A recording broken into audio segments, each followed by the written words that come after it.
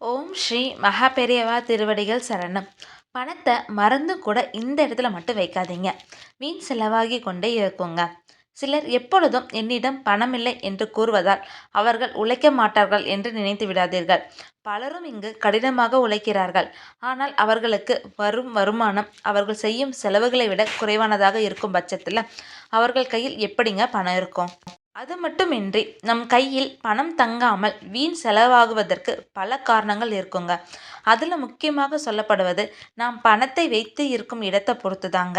ஆமாங்க, நீங்கள் தப்பி தவறி கூட இந்த இடத்துல மட்டும் வச்சு விட்டீங்க அப்படின்னா உங்களோட பணம் உங்களுக்கு இல்லைங்க. அது என்ன இடம், ஏன் அங்கே பணம் வைக்கக்கூடாது அப்படிங்கிறத பற்றி தெளிவாக இந்த வீடியோ பதிவில் நம்ம பார்க்கலாங்க.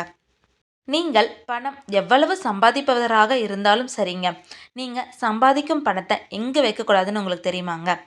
அனைவரின் கண்ணிலும் படும்படியாக இருக்கும் இடங்களில் பணம் வைக்கக்கூடாதுங்க. அதே போல் நீங்கள் எவ்வளவு சம்பாதிக்கிறீர்கள், அதனுடன் வரும் உதிரி வருமானங்கள் என்ன, இப்படி உங்கள் வருமானம் பற்றிய கணக்கை யாரிடமும் நீங்கள் சொல்லக்கூடாதுங்க.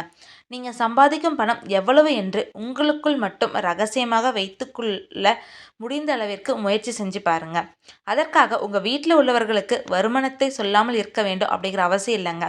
உங்கள் வீட்டில் இருக்கும் கணவன், மனைவி, குழந்தைகள் என இப்படிப்பட்டவர்களுக்கு உங்களுடைய வருமானத்தை தெரியப்படுத்துவதில் எந்தவித தவறும் இல்லைங்க.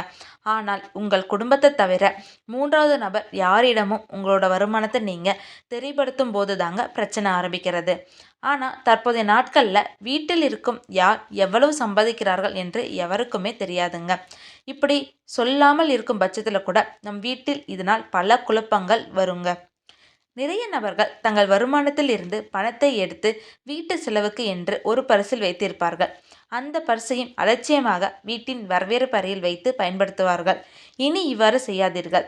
மேலும் உங்களோட குடும்பத்தினரை தவிர யாருக்காவது மூன்றாவது நபருக்கு பணம் கொடுக்கும்போது ஒட்டுமொத்தமாக பர்சிலிருந்து மொத்த பணத்தையும் எடுத்து அதிலிருந்து ஒரு சில ரூபாய் தாள்களை எடுத்து கொடுப்பதையும் நீங்கள் தவிர்த்துக்கோங்க. பணம் என்பதை யார் கண்ணுக்கும் தெரியாதபடி தான் நம்ம எடுத்து கொடுக்கணுங்க. ஒருவேளை அவர்கள் இவர் என்ன இவ்வளவு பணம் வைத்திருக்கிறார் என்ற எண்ணத்துடன் பார்த்துவிட்டால் உங்கள் கையில் இருக்கும் பணம் மடமடவென செலவாயிருங்க. அதனால் எப்போதுமே பணத்தை அடுத்தவர்களுக்கு தெரியும்படியான இடங்களில் வைப்பதை நீங்கள் தவிர்த்துக்கோங்க. பணத்தை படுக்கை அறையில் உள்ள பெட்டிகள் அல்லது படுக்கையில் வைத்திருக்கும் பீரோவில் வைத்து பயன்படுத்துங்கள். சிலர் வீட்டின் படுக்கையில் உள்ள மெத்தை மற்றும் கட்டிலின் அடியில் கூட பணம் வைத்து பயன்படுத்துவார்கள். அப்படி செய்தால் உங்களிடம் இருக்கும் பணம் வீணாக செலவாகி கொண்டே இருக்குங்க. முடிந்த அளவிற்கு படுக்கை அறையிலும் பணத்தை பத்திரப்படுத்தாதீர்கள். உங்கள் பணத்தை எந்த இடத்தில் வைத்தால் வீண் விரயமாகாமல் பெருகி கொண்டே இருக்கும் தெரியுமாங்க? ஆமாங்க, பூஜை அறையில் தாங்க. பூஜை அறையில் நீங்கள் சுவாமி படங்கள், விளக்குகள் வைத்திருக்கும் இடத்துக்கரையில் இந்த இடத்துல பணத்தை வைத்தால் பணம் வீண் செலவாகாமல் இருக்கும் அப்படின்னு சொல்லிட்டு சொல்லுவாங்க. அப்படியெல்லாம் கிடையாதுங்க. நீங்கள் பூஜை அறையில் உங்களுக்கு சௌகரியமான இடம் எதுவாக இருந்தாலும் அங்கே வைத்து கொள்ளலாங்க.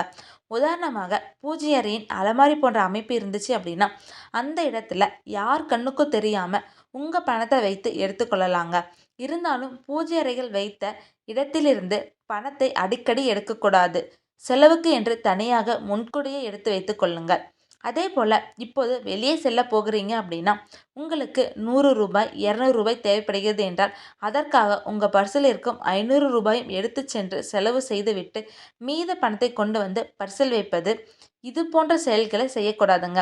உங்களுக்கு தேவையான சில்லறைகளை மாற்றி வைத்துக்கொண்டு எவ்வளவு பணம் தேவைப்படுகிறதோ அந்த அளவு பணம் மட்டுமே எடுத்து செல்வது உகந்ததாக இருக்குங்க. அதனால் பணத்தை கையாளும் போது அதை சற்று ஒளிவு மறைவாக தாங்க கையாளணும். நான் மேலே சொன்ன அனைத்தையும் நினைவில் வச்சுக்கொண்டு பணத்தை கையாளுங்க. உங்கள் வீட்டில் பண பிரச்சனையே வராதுங்க. நம்பிக்கையோடு செய்து பாருங்கள், நல்ல பலனை உங்களுக்கு கொடுக்குங்க. ஹரஹர சங்கர ஜெய ஜெய சங்கரா, ஹரஹர சங்கர ஜெய ஜெய சங்கரா.